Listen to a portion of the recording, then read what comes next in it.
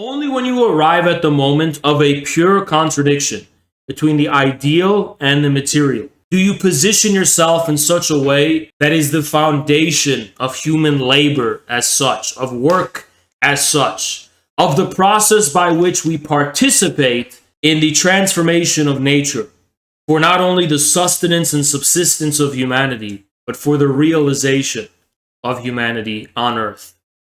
So, today, I was at the gym doing shit like that, and I was thinking about that fucking viral tweet about Pat socks, and it got like fucking 5,000 likes now. Yesterday it had 1,000 likes, today it got 5,000 likes, and it got me thinking, every time we open up Twitter and we look at someone saying, oh, Patriotic Socialism, more like death to America. And it's always like some fucking American who was bullied in high school who's making these tweets. And then it just goes viral and it gets astroturfed. And I have to entertain the possibility that this like popularity is somehow organic. Because we could just say it's bots, but we don't have proof, right? We could say it's astroturfed by the algorithms. We don't have proof. These are all things we should be suspicious about.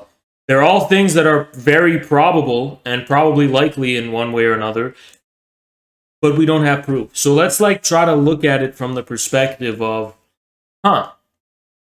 maybe it's actually possible.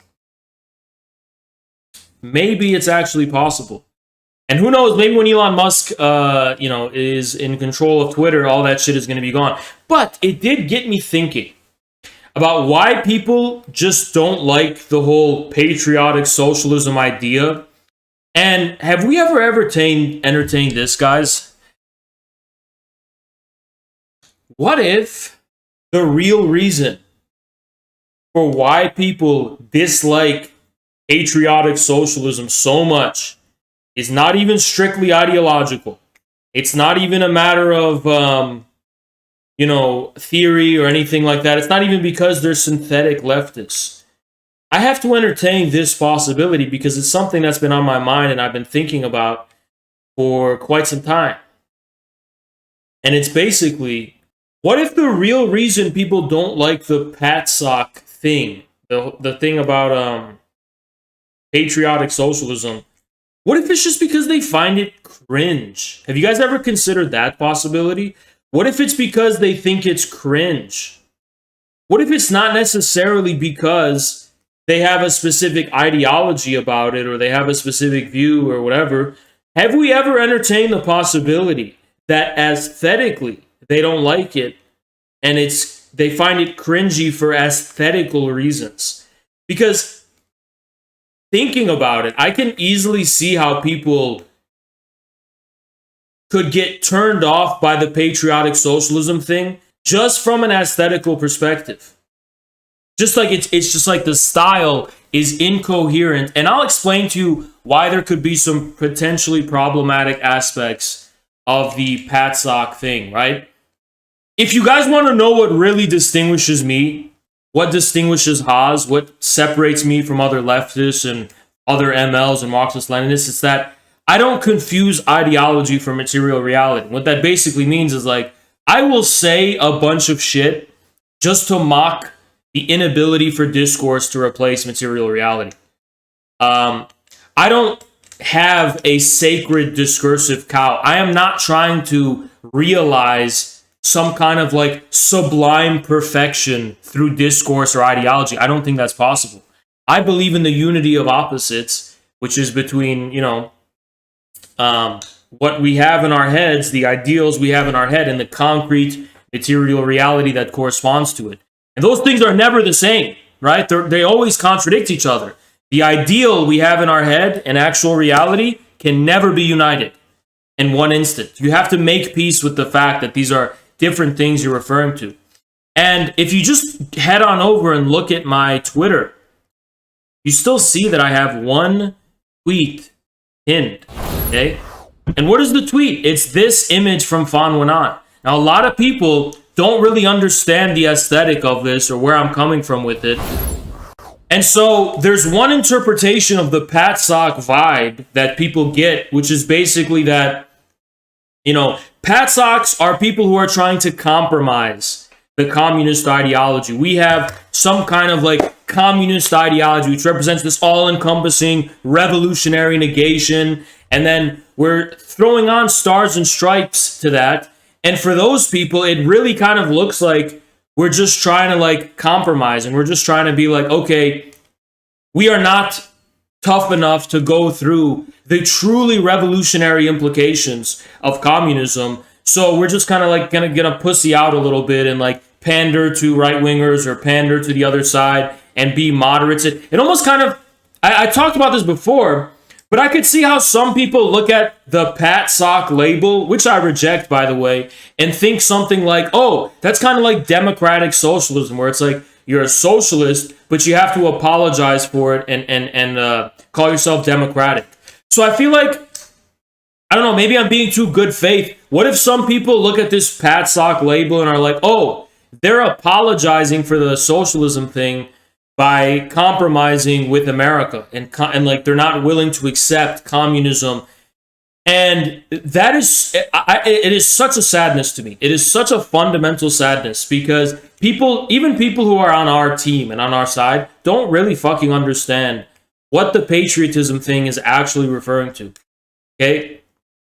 The aspect of socialist patriotism, that's just a given for Marxism-Leninism, but my specific Maoist kind of like this, right? My Maoist edition, which is like this aesthetic, which is like this, not just the standard patriotism that comes with Marxism-Leninism, which oftentimes kind of seems artificial, especially in the Warsaw Pact Eastern Bloc countries. I mean, there was an authentic patriotism there, don't get me wrong, but there's also this kind of sense that it's kind of an artificial version. It's a simulated, politically correct, sanitized version of the patriotism, which was, gate-kept by the bureaucracies and so on and so on. So it's like, I can kind of see how people are really hot. Well, first of all, that extra shit that I bring to the table is because I'm a Maoist, right? It's specifically because of Mao's contribution. It's not because I'm a Nazbol or anything like that. It's because of Maoism, right? And Maoism's influence.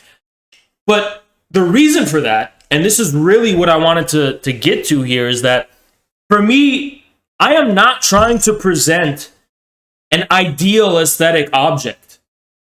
I'm trying to give you an aesthetic that just brings you beyond the threshold of the aesthetic. So the contradictory unity between America and communism, I'm not trying to make that an aesthetic ideal. Of course, the aesthetic ideal is just total, whatever, completely abstract communism, negation, it's smooth, it's uncompromising, and it's just like this pure fulfillment of desire, doesn't compromise anything, doesn't apologize for anything. Sure, that's just the ideal. I want to give you an aesthetic, though, that makes you acknowledge there is something beyond that. There's a morning after. That Slavoj Žižek, he always talks about this thing where he's like, leftists are always interested in doing this kind of on the street, big protest, whatever. And he's like, but my God, I want to know, what are they doing the morning after? I want to know the morning after, right? He always says that kind of shit. That's all I'm saying. For me, my specific aesthetic, my specific so-called, I reject the label patriotic socialism, it's about the morning after. Yeah, I acknowledge all the destructive, revolutionary implications of communism on our psyche and what we consider familiar and comfortable to us. But what about the morning after? So it's that specific Maoist toxicity that I have that I bring to the table.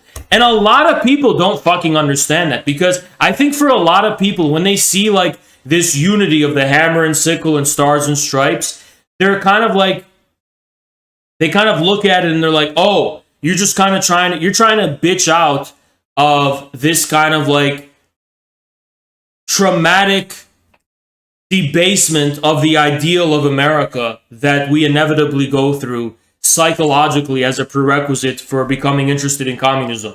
Like, the story goes like this, basically. Like, I used to be a naive young whippersnapper in elementary school, and we used to learn about the ideals of America and the founding fathers and the Constitution and sing the songs, and we used to say this is the best country in the world and that this country's great.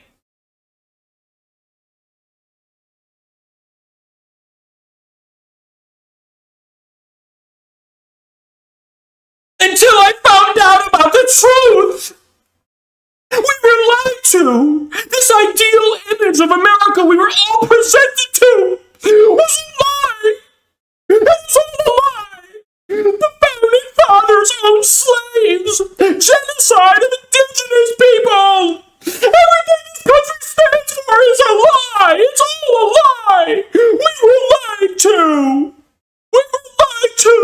And now, we were lied to, but we can build something new together. So let's hold our hands and march forward together as comrades, because we were lied to. But another world is possible, because we're going to hold hands and enter into our new future, and at least we have each other. At least we have our beautiful solidarity with our comrades. The world is so imperfect. Every ideal we have is imperfect. But we will go to the indigenous tribes and learn from them. Oh, commune with the matriarchal mother spirit. We were lied to the patriarchal lies of the founding fathers. All the witches of the Salem witch trials are coming back to light. They lied about the witches of the Salem witch trial. It was all a lie. Everything was a lie. That's what we're dealing with. Okay? That's what we're dealing with. That's what we're dealing with. Okay? It's stolen land! Okay. So they get to that realization. It was all a lie. The ideal thing was a lie. You know, it's such a big trope in Hollywood. Like, you ever see those Hollywood movies where they're just like, oh, look at this ideal, idyllic 50s community of, like, you know, people who, oh, everything seems so perfect, right? But it's all a lie! And there's something, like, it's a horror movie, and there's like, aliens, or there's some kind of, like, fucking dark secret, or, you know, it's such a fucking trope of basically adopting this position of subjective superiority because you somehow recognize the fact that this, like, supreme ideal actually has contradictions and isn't actually realized in a perfect way. I can't believe that. And by the way, I want to tell you guys the origins of this specific aesthetic. And by the way, aesthetics are very important. Don't let anyone tell you they're not. And I'll explain, because our sense of reality is what aesthetics means. Aesthetic literally means our sense of reality, right? So the origin actually has to do with the overthrow of communism, specifically in the Soviet Union and the Warsaw Pact. You know, there's a reason China's still around. China had a cultural revolution where it was dealing with this issue. In the Cultural Revolution, they were dealing with this issue of this, like, contradiction between the ideological ideal and the actual reality. And they went through that whole thing, and somehow they came out on the other side wiser. And their Marxism-Leninism became stronger and more potent because it was no longer stuck with this turmoil of, like, dealing with the contradiction between ideals and reality, right? But in the Soviet Union and the Eastern Bloc, this did become a problem for them. I mean, one of the first things they started to do is delegitimize the founding ideology. But the reason it worked so well was because they confronted the ruling ideology. And this is something traditional Soviet Marxism-Leninism, which ruled over the entirety of the Warsaw Pact, was never, ever able to gripe with or deal with. Which is this kind of contradiction between the ideological truth of Marxism-Leninism and the, like, meaningless contingencies that represent the basic facts of history. So, for example, that is something that was never truly figured out. There was always this need to conform phenomenal reality to the mold of some kind of ideological image in order for Marxism-Leninism to be real, right? So all that had to start happening was they were like, well, and the irony is that most of it is lies anyway, but they just basically started to delegitimize Marxism-Leninism, the ruling ideology, and the entire history, the patriarchal history of communism. The first thing they did to overthrow communism in the Warsaw Pact and the Soviet Union was to embark on a campaign of delegitimizing the patriarchal history of communism. And what patriarchal basically means, if you don't know this, is this kind of this history that somehow needs to be preserved and defended actively through names of the father, through kind of this recollection of the fact that you can't take it for granted. There's this point at which you have to defend the sanctity, the sacralness of history. Notice something about the people who worship matriarchal tribal societies. They don't have history. History is something that only becomes instantiated through the word of the Father, through the name of the Father. The entirety of his story is just the history of recalling points at which there have been these patriarchal fathers, right? These figures. And that also includes literal women. It's not literal when I say fathers or men or whatever. Keep in mind, I come from a French philosophical background. Rosa Luxemburg is a patriarchal figure, for example. So that's what I mean by patriarchal history. So the first thing they started to do to delegitimize the ruling ideology is attack the patriarchal history of communism. Oh, Lenin was actually an extremely imperfect person. I remember hearing this made-up story that Lenin contracted syphilis in Paris after visiting a prostitute or something. That's actually why he died. Then they started to make shit up about Stalin and his personal life. Then, this was actually more recent, actually. You had that doctor, Mao's doctor, who came out and made up all these lies about Mao. Mao slept with 50 women every day. So they tried to make these communist leaders go from like this ideal image of these, revered patriarchal authorities to these very imperfect, corrupted individuals that were motivated by, personal greed and vice and whatever. And then beyond that, they also delegitimized the history of communism itself. The Bolsheviks were the most bloody, ruthless terrorists in the October Revolution. During the Red Terror, they killed 1 trillion people. Stalin ate 5 billion babies. Oh, we're going to open up the debate about the Katyn massacre. Gorbachev, the bastard, by the way, he assented to all of that. Gorbachev was basically like if the CPUSA right now was in power. He was like, oh, I understand. We're going to work with you. Gorbachev's like, yeah, you're right. And they basically, every myth, quote unquote myth, that was the founding myth of the Soviet state and of communism in general, started to be completely delegitimized. And that was a big part in the complete collapse of communism. It had a lot to do with this way in which the ideology just suddenly out of nowhere started to be confronted with a basic contradiction between a supposed perfect ideal and the actual material reality. Now, what's the problem with that? It's the same problem with the way in which the founding myth of America is now being targeted. Oh, America, why? Who's the founding? That's the problem, is that it is assuming a straw man that this perfect ideal that they're saying was violated or is somehow contradictory even existed in the first place. There was never a fucking perfect ideal of a nation, or that's not. See, this is my critique of feminism. I'm not going to say all of feminism because I'm sure it doesn't. There is a real women's movement. that deals with real shit and real problems women are facing, like, you know, domestic violence, workplace abuse and mistreatment, sexual assault, and, you know, that kind of stuff.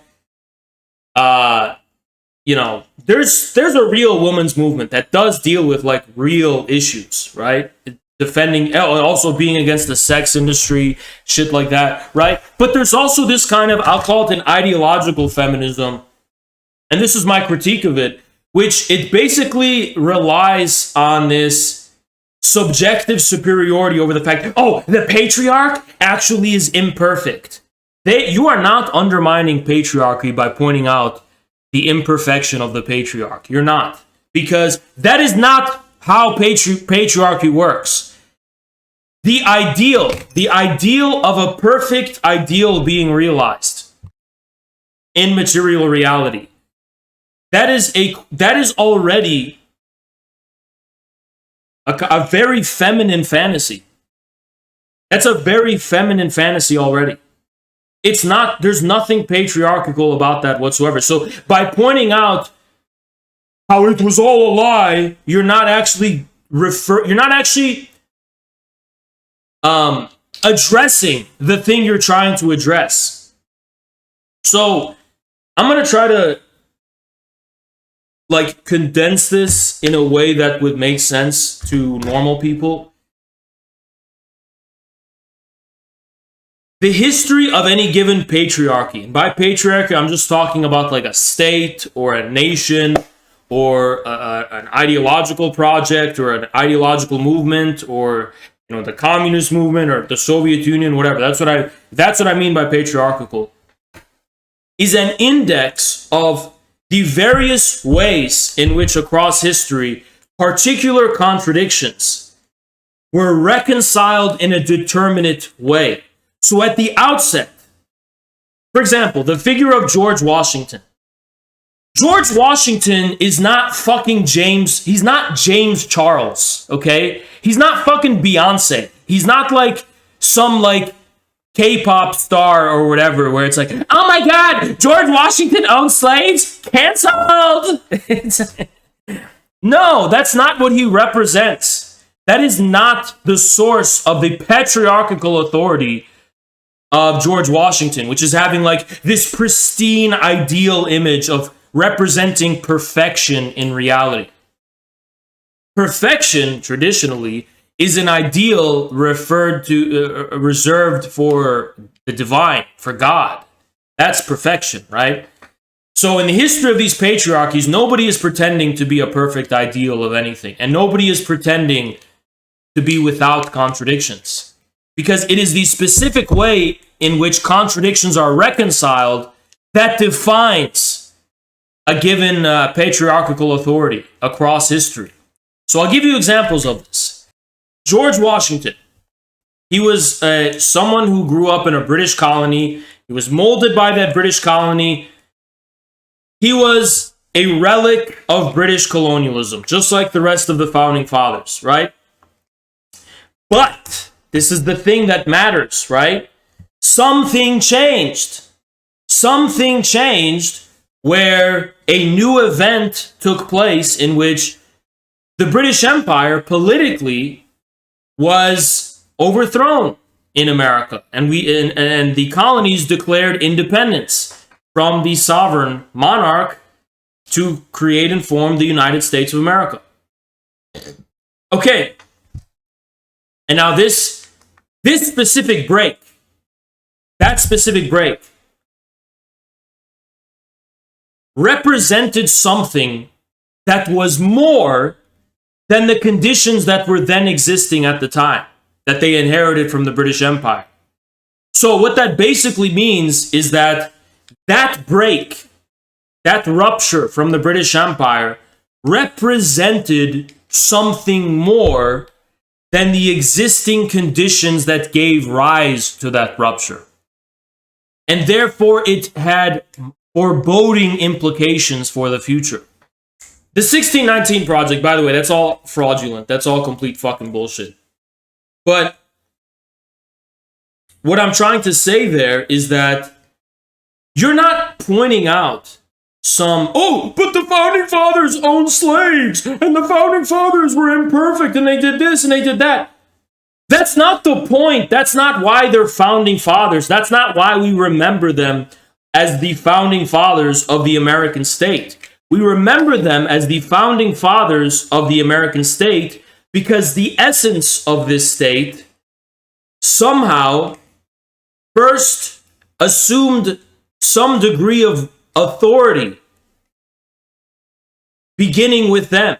Now, was that essence fully realized? No. Can that essence be fully realized? Probably not. But the essence is not reducible to this worldly imperfection. Pointing out the contradiction between ideals and reality is the aesthetic of today. And what it has given rise to, and this is the most disgusting thing of all, what it has actually given rise to is an aesthetic of a transcendence of beauty as the ultimate object. So, most people recognize that a perfect being is not possible in the world. Although, with K-pop, they're trying to get really close. And it's pretty scary. If you look at the K-pop industry, like, they are literally trying to mold, like, perfect, beautiful beings. And it's very scary, right? But, you know, just the fact that we know that proves it was a failed project. So besides that, we know that realizing perfection is not possible in the world. It is not possible to realize perfection in the world. Perfection is none other than the unity of opposites, by the way. It is the perfect disclosure of the unity of opposites. It's the unity of an ideal and a reality, right? Of some kind. It's the unity of the idea and the material. So we have turned the beautiful into this like transcendent object that will never be realized in the world, but will always strive to realize it. And that's kind of why I don't like certain interpretations of socialist patriotism in the USA, which basically amounts to like, yeah, the founding fathers were perfect, but we're going to keep striving to make this country better and better. I think that falls into the same problem that the opponents of socialist patriotism are coming from, which is basically that how does this essence actually realize itself in the world now? How is it a real thing here and now, right? And that's a much tougher question to confront and deal with. How is the object of our aesthetic real and positive now, instead of some ideal we can find into the distant future? And my answer to this, which I think is a better response to the so-called anti-patriots, is to completely abandon the transcendence of beauty and perfection. There is real beauty, but it's only here, in the world, now. There's no transcendent ideal of perfection. It's not transcendent. It doesn't even exist in the first place. The beautiful, the good, and the true are actual now, and we can only realize it through the work of now. It is already fucking here. You have made an unjustifiable assumption that we were ever pretending America was some perfect ideal. It's not a perfect ideal. That's the fucking point. We want to be reconciled with the fact that there is a material reality outside of our ideal of reality. We are reconciled with the fact that even when reality ends in our head, there's still a remainder that's there that we have to gripe with and deal with and confront through work. So this is what people don't fucking understand about the point is not to make patriotism the ideal. That's not the fucking point.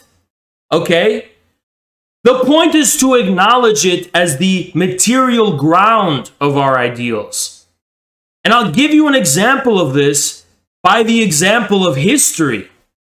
So when the Soviets were increasingly dealing with the threat coming from a newly empowered and aggressive fascist Germany, they started to go back into their own history. I mean, they did this before, but they started to suddenly make films about Alexander Nevsky and Ivan the Terrible and all these people from the pre-communist past. Now, you look at this, and how do you make sense of that? I mean, Alexander Nevsky, he probably was a bit problematic from a communist perspective. So was Ivan the Terrible. Is it some kind of like horrific, abominable hypocrisy that they were redeeming? Or somehow, obviously you're dealing with some kind of contradiction between material reality on the one hand and ideals on another hand, right? And that's specifically in the form of history.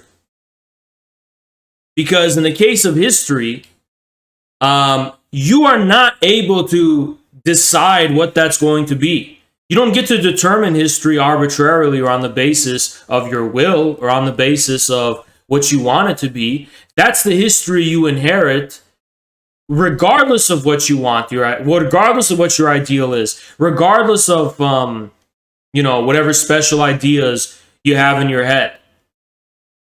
So when you're dealing with that, you have to ask the question, how could the Soviet communists somehow reconcile the fact that Alexander Nevsky and Ivan the Terrible belong to a pre-enlightened and pre-communist era and still somehow make films owning them and claiming them and depicting them in a heroic and positive light? How is something like that possible? The answer is pretty simple, right? The whole point is that it's an acknowledgement of the fact that even beyond your own ideology and your own ideals of reality, there is a material history, there's a material reality that is still reflecting back upon you the very same essence that you assume has achieved ultimate perfection through your ideal. So bear that in mind, guys. Keep that in mind. This is like the most important thing I'm giving you. You know, the whole point is that it's like this, right? I have discovered some ideology, which I assume has given me insight into everything that is true and noble and good and beautiful and ideal and whatever, right? But I haven't understood until I become a materialist that the very same good, true, and beautiful, whatever, it actually exists and is real even beyond my ideology. It doesn't only dwell in some ideal perfection. I have discovered something materially real. So if you're a Soviet communist and you're discovering the ideals of Marxism, Leninism, or communism, or socialism, or what have you, you've discovered some kind of ideal, right? But in the process of arriving at that ideal, you rise from the abstract, the ideal, to the concrete, to the material. So I come across some ideology that has all the answers and it's completely true and just and whatever. All that does is allow me to discern in actual material reality that very same essence outside the ideology. So that's why the Soviet communists can go across all of history and make heroes of Alexander Nevsky and Ivan the Terrible and appreciate history in this way. Because the essence of their communist ideology is something that they can see reflected across all of history, despite not being stated explicitly. So that's what we're talking about here. And that's the same stance I have toward the United States and toward America. You're not pointing anything out that's provocative or intelligent or meaningful by saying the founding fathers were imperfect slave owners and they weren't totally, completely perfect people, and the founding fathers actually... You have a lazy view of ideology because you're trying to discover some kind of ideal of perfection. And you're saying, oh, George Washington wasn't the ideal of perfection. Oh, Abraham Lincoln wasn't the ideal of perfection. Oh, Thomas Jefferson wasn't the ideal of perfection.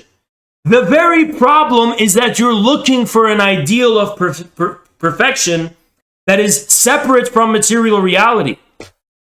True perfection, the true ideal and the true perfection is here and now through the work and labor of fighting for the cause now.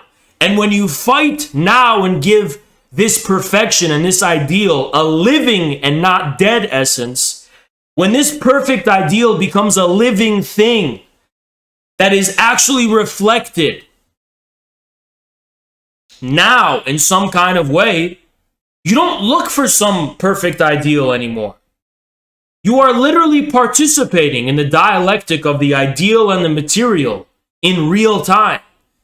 And that's why you can go back and view George Washington in a somewhat positive light. Because you're not turning him into a fetish of perfection where you're saying, oh, let me give you an example. All of these retarded leftists, every time I say something good about Elon Musk or about anyone, they always will type and they'll be like, I can't, and they'll be like gossiping in their little bitch-made, fucking communities. And they'll be like, I can't believe Hod said something good about Elon Musk. But what, does Hod not know that Elon Musk is an anti-communist? Does Hod not know that LaRouche is an anti-communist? Does Hod... And because you're projecting, I don't do the thing that you do where I turn these people into fetishes that are somehow repositories of everything I consider ideal, true, beautiful, good, and just. Okay? I don't have that aesthetic in the first place. To me, the absolute, which is, you're basically talking about God at that point, isn't something that that is just stored away in some perfect form.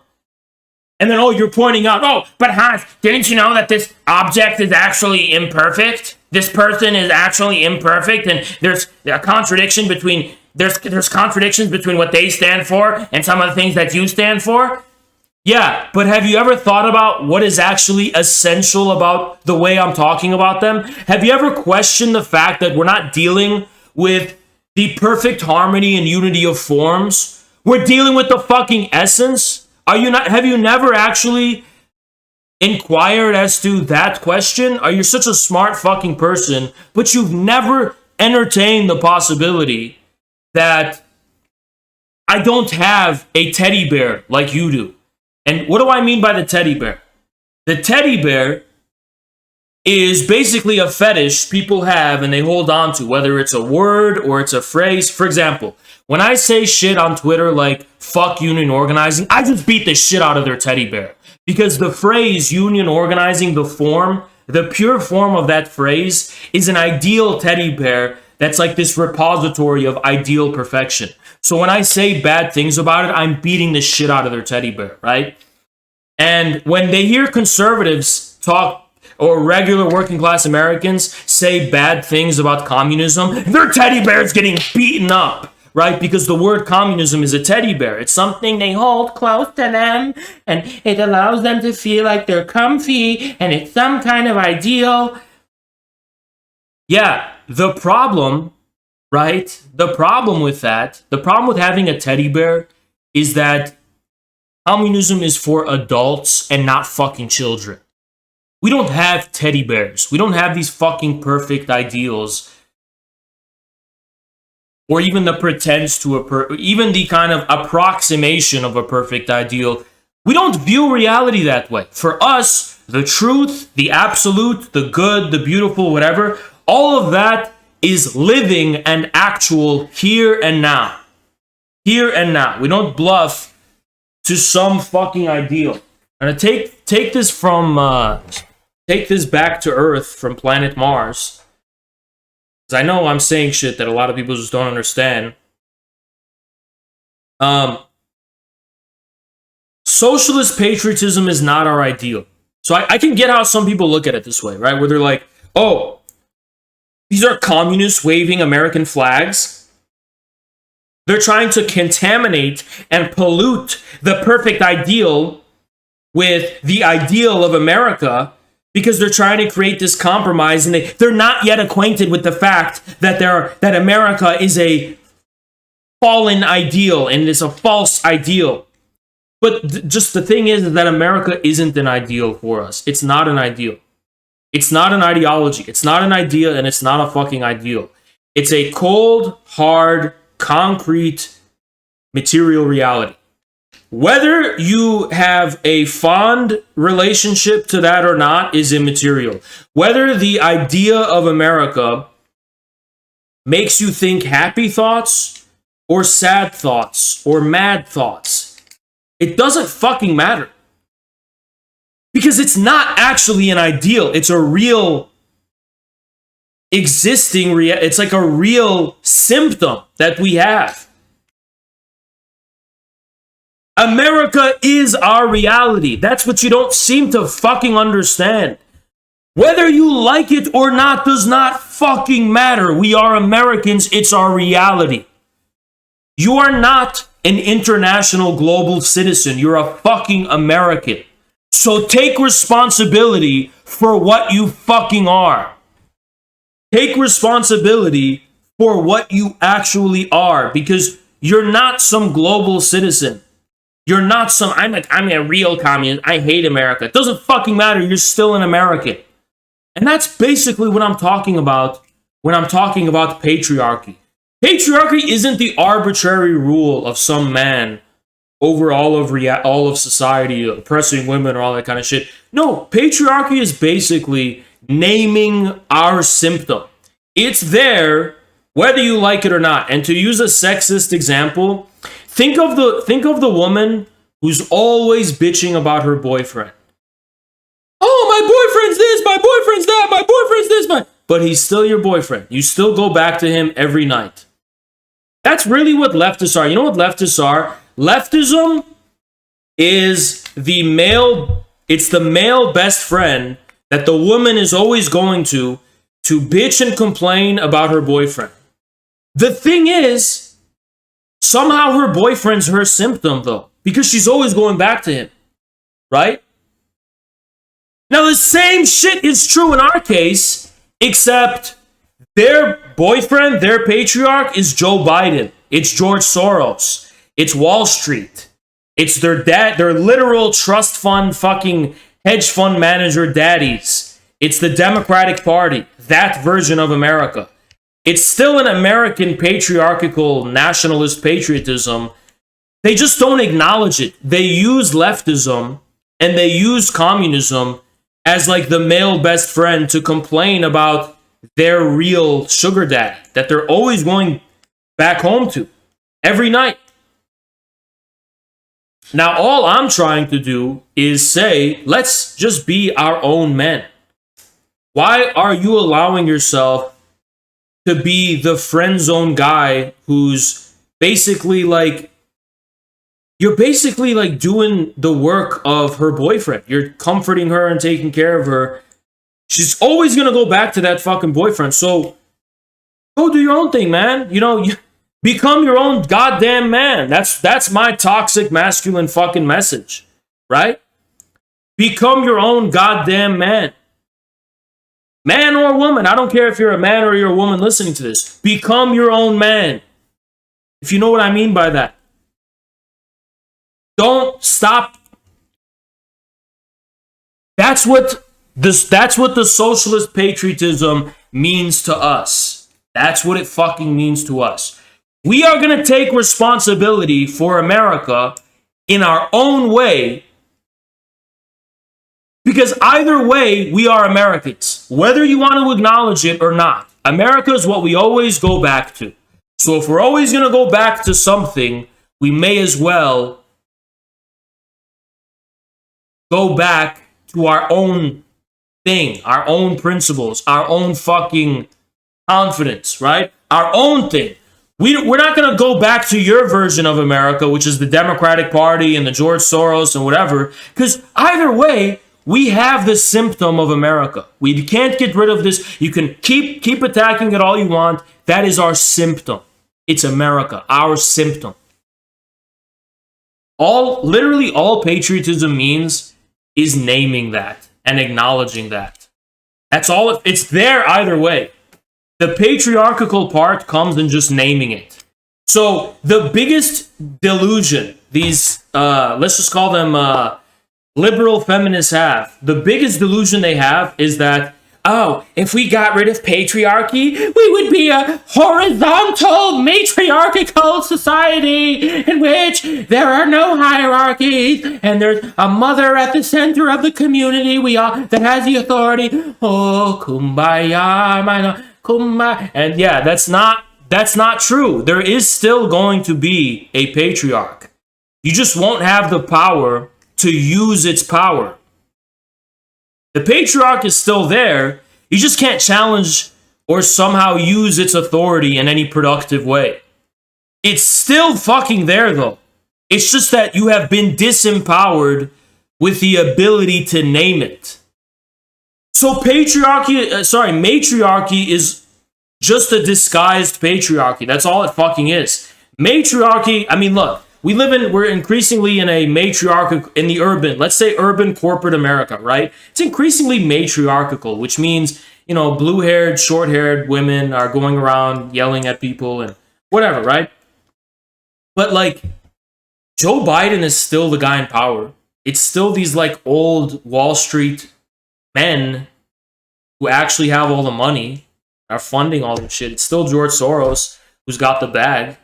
They still got their sugar daddies they all go home to. You haven't fucking replaced any patriarchy. You've just disguised it and made it impossible for us to name it in any kind of way to prevent us from being able to fucking challenge and overthrow it. That's all you've fucking done.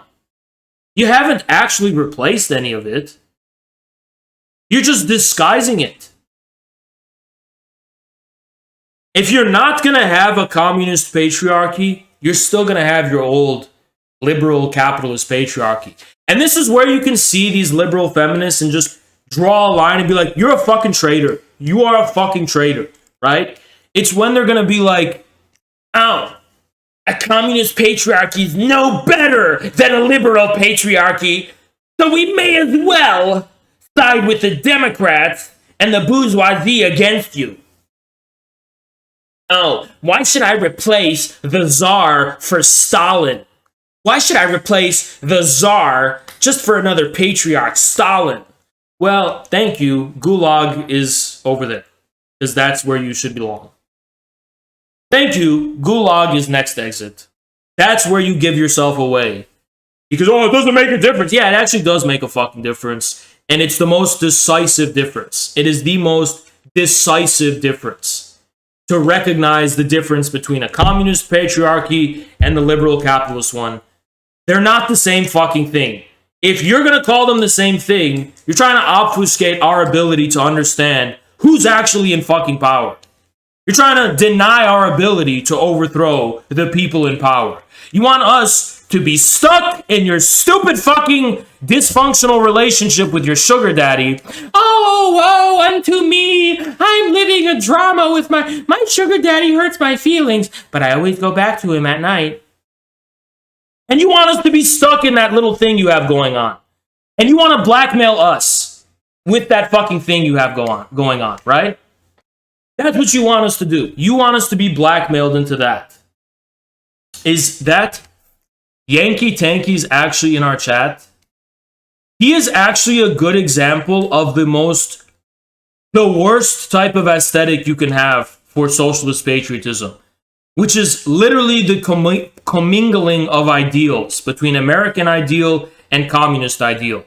When the whole point is to develop an aesthetic and a form of representation that just reminds people that there's a morning after your ideal. There's a material reality that can't be completely contained by your ideal. Yeah, so I want to kind of give you guys some aesthetic recommendations with how to present this kind of thing, because it's such a sadness to me that people don't understand like what this actually fucking means. Like as if this is meant to be like a fucking utopia. No, it's not. The whole point is that it's an anti-utopia. It's a sobering acknowledgement of the relationship between ideals and reality. And that unity of contradictions is literally the aesthetic of contemporary Chinese Marxism-Leninism. Which is why a Chinese artist is the one who fucking made that photo. Right? That's why a Chinese artist is literally the one who made that fucking photo. But yeah, more or less, you're dealing with the fall of the good. The Platonic good, right?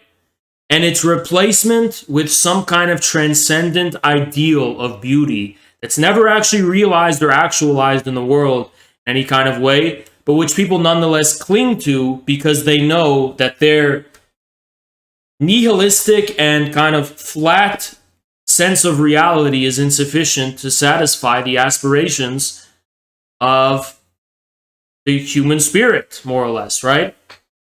But the thing is that the choice is not between a nihilistic, flat, meaningless reality and some kind of transcendent ideal of pure beauty.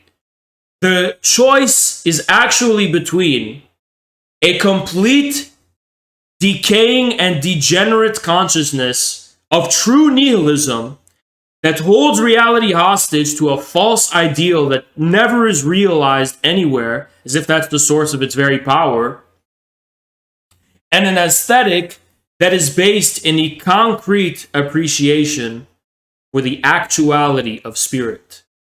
An appreciation for the fact that the universal, the good, the ideal, the true, the beautiful, whatever, is somehow concrete and real and actual here and now.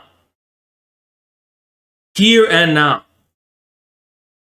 Only when you arrive at the moment of a pure contradiction between the ideal and the material do you position yourself in such a way that is the foundation of human labor as such, of work as such, of the process by which we participate in the transformation of nature for not only the sustenance and subsistence of humanity, but for the realization of humanity on earth, of what we actually are, what the essence of what we are actually is. Only then does that happen. People have really misunderstood the so-called hat sock thing in the first place, which I think is the premier source of why it might be possible people actually just genuinely find it cringe. So yeah, you know, it's such like a sad misunderstanding, you know, because whatever, I don't know.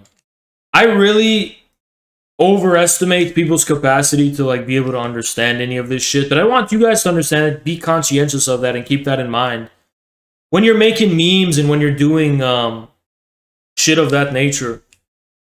Follow Lacan's categorical imperative. Do not compromise your desire. Don't make an aesthetic of compromise. Make it real and unapologetic and coherent, right?